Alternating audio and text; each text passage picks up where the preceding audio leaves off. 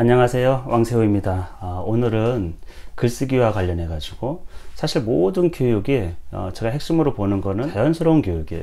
아이들의 능력에 맞게, 연령에 맞는 어떤 특징에 따라 가지고 그런 능력에 따라서 자연의 흐름에 맞는 그런 교육을 해줘야지, 안 그러고 역행하려고 하는 거, 예를 들면 사고력이 많이 부족하죠. 그건 모든 아이들이 그렇습니다. 부족하니까 더 채우려고 그래요. 그런 어른들의 잘못이 있고, 빨리 어떤 결과를 얻으려고 하는 그런 욕심도 굉장히 커요. 그래서 잘못된 훈련을 반복적으로 억지스럽게 하면 오히려 그 능력이 발현될 수가 없고, 발현되려고 하는 순간에는 이미 아이가 그런 거 하고 싶지 않아요. 그러니까 적절한 훈련을 해야 될 때 엉뚱한 훈련을 해서 지겨움을 주고, 그래서 실제로 필요할 때 필요한 교육을 제대로 못하는 그런 현상들이 너무나 많습니다. 글쓰기, 독서도 마찬가지인데, 대체적으로 독서가 잘못되어 있는 것들은 자꾸 어른들은 확인을 하려고 그래요. 너 이거 이해했니? 그리고선 이해했는지 여부를 이제 글을 쓰라고, 독후감을 쓰라고, 아니면 어떤 문제를 낸다든지, 아이들이 늘상 그런 평가에 의해서 결국엔 아이들의 모든 활동을 평가하려고 그래요, 어른들이. 글쓰기를 예로 들어보죠. 아이들이 글쓰기를 처음에 이제 받아쓰기를 해요. 이것도 굉장히 싫어하는 일 중에 하나인데, 또 지겹게 하는 경우도 있어요.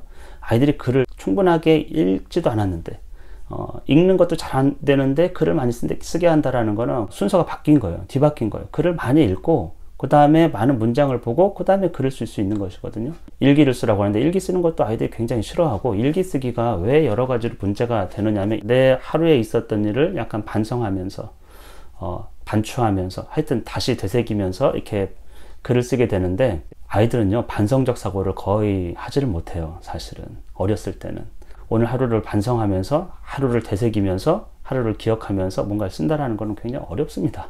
어른들도 어려운데 아이들은 애초에 반성적 사고라는 게 잘 안 돼요. 그러니까 그런 측면에서도 문제가 있고, 또 하나는 사실의 바탕에서 글을 쓰라고 그래요. 아이들이 이 사실적인 글, 이거 굉장히 어려워하고 잘 이해를 못해요. 아이들은 오히려 상상력이 풍부한 거, 말도 안 되는 이야기, 이런 것들을 훨씬 더 재밌어하고, 그런 것을 가지고 소재로 글을 쓰는 거는 제가 볼 때는 훨씬 더 좋다고 생각해요. 그래서 신화를 보세요. 그리스 신화. 하여튼 괴물, 이상한 것들이, 우리가 볼 수 없는 존재들, 상상의 세계, 이런 것들이 먼저 글로 표현되는 거거든요. 객관적으로 보이는 어떤, 예를 들면 그런 현상에 대해서도 옛날 사람들은 너무나 많은 신화적인, 또 신의 작용이라든지 이상한 이야기들을 굉장히 많이 했는데, 이게 우리 아이들도 그런 지적인 영역에서 인류가 밟아왔던 역사의 흐름을 그대로 따라가는 그런 것과 같은 경향이 있어요. 그래서 오히려 저는 글을 쓴다고 하면 아이들이 좋아하는 글을 많이 쓰게 하는 게 좋아요. 객관적이고 사실적인 일상을 쓰라고 하면 안 돼요. 상상력이 풍부한 글을 쓰게 해주는 게 훨씬 더 좋아요. 말도 안 되는 거. 예를 들면 모든 사람이 다리가 2개인데 다리가 예를 들면 8개인 사람을 한번 그려보자. 그런 이야기를 만들어보자. 지네같이 다리가 많아. 그러면서 다리 2개인 사람을 깔보면서 예를 들면 어떤 자랑을 한다. 이런 글은 아이들에게 어마어마한 상상력을 주거든요. 막 머리에 뿔 달린 사람이 있고, 그 다음에 막 염소 몸에 뭐 사자머리를 하고 있고, 다 신화에서 나오는 얘기들이에요. 그럼 말도 안 되는 능력을 갖고 아이들은 이제 그런 능력을 가진 어떤 동물을 상상하는 것이죠.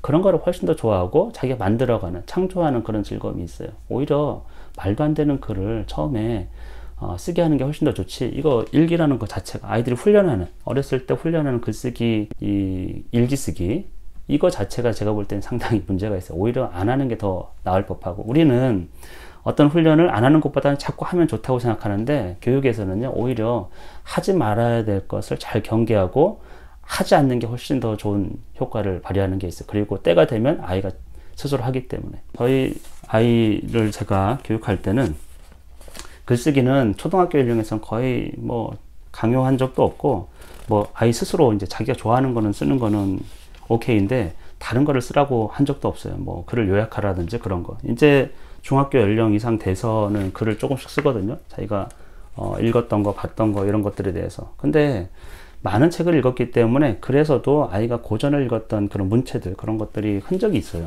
많이 아는 것은 잘 쓸 수 있어요. 알지 못하는 거는 잘 쓸 수가 없어요. 배경 지식이 많아야 좋은 글을 쓰는 거예요. 많은 표현을 봤어야 적절한 표현을 찾아서 그런 것을 떠올려서 쓸 수 있는 거예요.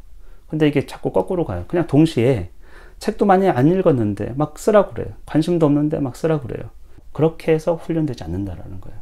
순서적으로 좋은 책을 많이 읽고, 많이 생각해보고, 경험을 많이 하고, 그리고 천천히, 그리고 아이 능력과 그 연령에 따라서 특성에 잘 맞게 교육을 글쓰기 교육도 해주면 자연스럽게 능력이 조금씩 향상돼. 이거는 어디까지나 장기적인 관점에서 글쓰기들이 한 번에 좋아지는 법이 없어요.